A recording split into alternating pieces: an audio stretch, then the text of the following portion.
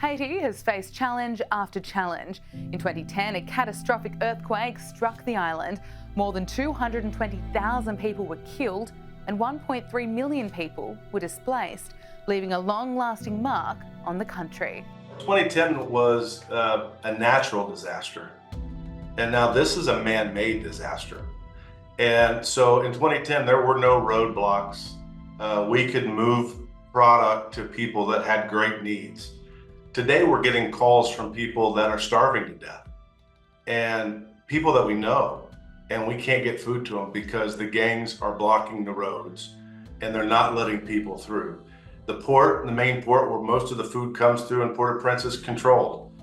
And so the food, all the food that would come through there, they can't get in now. So most organizations aren't even able to move food into the country to get to the most need that is there. So it is by far one of the most dire times we've seen in our time serving in Haiti.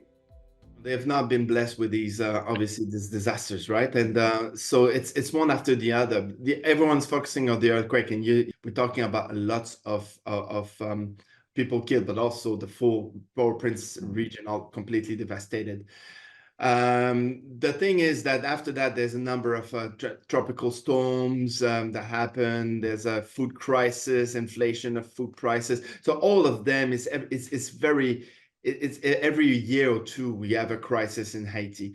And these disasters, for people working on disaster studies, we tend to refer to them as man-made in somehow, right? It's not just nature calling, right? Like there's a reason why you have 200,000 people that in Haiti, and you have just a handful of them in casualties in Japan or in Chile for a similar type of earthquake, right? So it's just obviously the preparation is problematic. The centralization of everything in Port-au-Prince, with a city that is not designed to be hosting so many people, is also part of the problem. So now we need to see new ways of dealing with this and building the resilience of the state, because the usual kind of state building projects that we have seen in Haiti simply doesn't deliver the type of resilience that the Haitian population should expect.